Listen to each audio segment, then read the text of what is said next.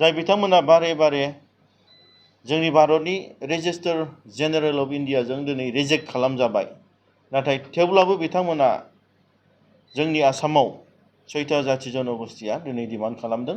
बेवहाय जों strongly oppose खालामदों एबा खालामलांगोन। बर' माहारियारि फरायसा आफादा दि सोरबा नन ट्राइबेलफोर जाय बिथांमोना दिनै दि भारतनि संबिधान बादे जे एसटि मोननायनि केटेगरि दङ, बेवहाय दिनै बिथांमोनहा डिमान्ड खालामनायाव जोंहा बुंनांगौ गैया। डेम'क्रेटिकलि बयहाबो मोन्थाय दङ। जोंनि एसटिनि जि मोन्थायफोरखौ सिफायनो सानदोंबा बेवहाय बर' माहारियारि फरायसा आफादा जेब्लायबो जों अपोज खालामगोन। 6था जाथि जनगोष्ठी जाय बिथांमोना दासिमबो दि इन्डियान कनस्टिटिउसनाव भारतनि संबिजिताव बिथांमोना दिनै खुनु एसटि मोननायनि जयगथा गैया।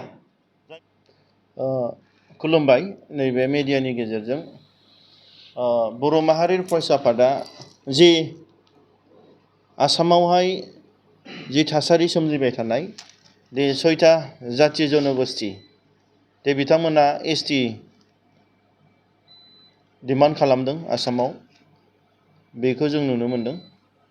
दा जोंनि बर' माहारियारि फरायसा आफादा स्ट्रंलि बिनि सायाव जों स्टेन्ड जागोन दि जोंनि आसामनि जि एसटि दङ, जाय एसटिनि जि मर्यादा दं बेखौहाय सोरबा गुबुन जाय बिथांमोना नन ट्राइबेल्स आरो जाय बिथांमोना एसटिनि खुनु जयगथा गैया आरो बिथांमोना दिनै बे जोंनि एसटिनि जि मोन्थायफोरखौ सिफायनो सानदोंबा बेवहाय बर' माहारियारि फरायसा आफादा जेब्लायबो जों अपोज खालामगोन।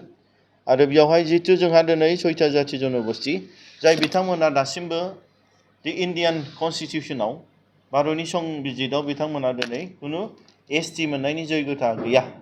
जाय बिथांमोना बारे बारे जोंनि भारतनि रेजिस्टार जेनेरेल अफ इन्डियाजों दिनै रिजेक्ट खालामजाबाय, नाथाय थेवब्लाबो बिथांमोना जोंनि आसामाव 6था जाथि जनगोष्ठीया दिनै डिमान्ड खालामदों। बेवहाय जों स्ट्रंलि अपोज खालामदों एबा खालामलांगोन। आरो बर' माहारियारि फरायसा आफादा दि सोरबा नन ट्राइबेलफोर जाय बिथांमोना दिनै दि भारतनि संबिधान बादे जे एसटि मोननायनि केटेगरि दङ, बेवहाय दिनै बिथांमोनहा डिमान्ड खालामनायाव जोंहा बुंनांगौ गैया। डेम'क्रेटिकलि बयहाबो मोन्थाय दङ। नाथाय जाय बिथांमोना दिनै भारतनि संबिधान बादे दे जोंहा मोनबा केटेगरि दङ, बे मोनबा केटेगरि जाय बिथांमोना दिनै फुलफिल खालामनानै जि मोननांगौ, बेवहाय संबिजितारि जि मोन्थाय दं बेवहाय जोङो जेबो बुंनांगौ गैया, बयहाबो मोन्थाय दङ। नाथाय दिनै जाय आसामनि 6था जाथि जनगोष्ठी बिथांमोना दिनै मोनसेबो बे मोनबा जे भारतनि संबिधान बादे क्राइटेरिया दं बेखौ सुफुंनो हायाखै। जेरै जोंहा दिनै फार्स्टआवनो जोंहा दिनै प्रिमिटिभ ट्रेड्स होननाय दङ, जाय बिथांमोना दिनै गोबाव समनिफ्रायनो बे ओनसोलावहाय हाजार हाजार बोसोर रायजो जानानै गावसिनिनो माखासे जि मावनाय दांनाय जाबोनाय, गावसिनि समाज एबा गावसिनि जाथि हिसाबै थांनानै थाबोनायाव गोबां फुराना माखासे मेटेरियेल्सफोरजों दिनै सोलिबोदों।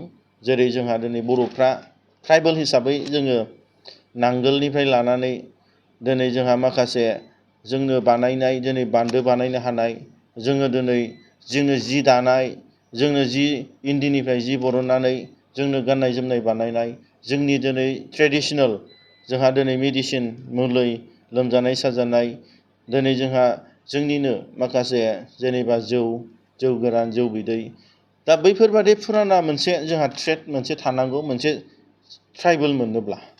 आरो बेजों लोगोसे जोंहा ट्राइबेल मोननोब्ला जोंहा मोनसे लाजिनाय, जोंहा ट्राइबेल हिसाबै जों गुबुन जाथिफोरजों खाथियाव थांनानै जोङो थानो हाया।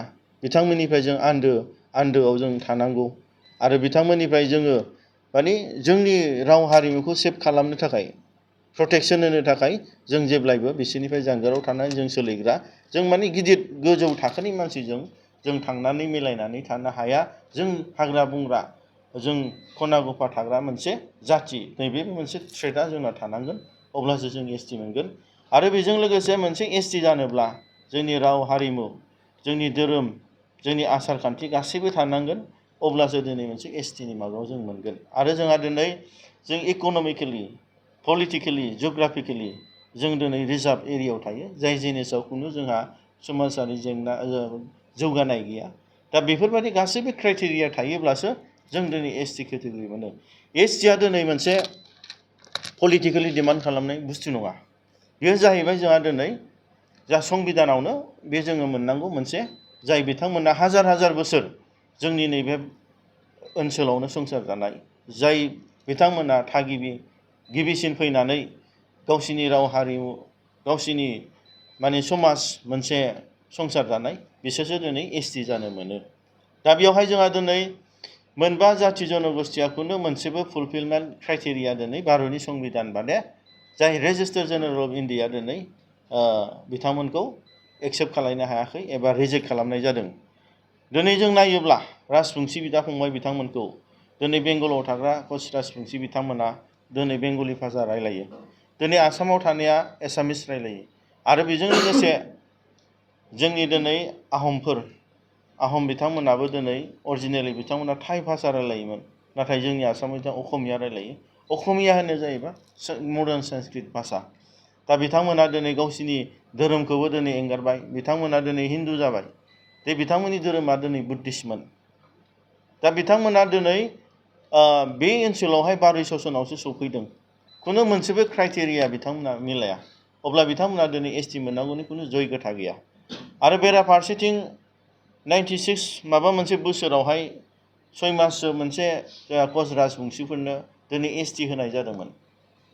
नाथाय बिथांमोना दिनै मा खालामबाय, बै समाव बेसेबां ट्राइबेलफोरनि रिजार्भेसन दंमोन जोंनि इउनिभारसिटिनि एडमिसननि, दिनै मेडिकेल एडमिसन, दिनै इन्जिनियारिं एडमिसन, दिनै गभर्नमेन्टनि साख्रि, गासैबो बिथिङाव 6 मासनि गेजेरावनो ट्राइबेलखौ अभारकाम खालामनानै गादबनानै बिथांमोना साफा साख्रिखौ दिनै एबा एडमिसननि माबाफोरखौ बिथांमोना लाजोबदों।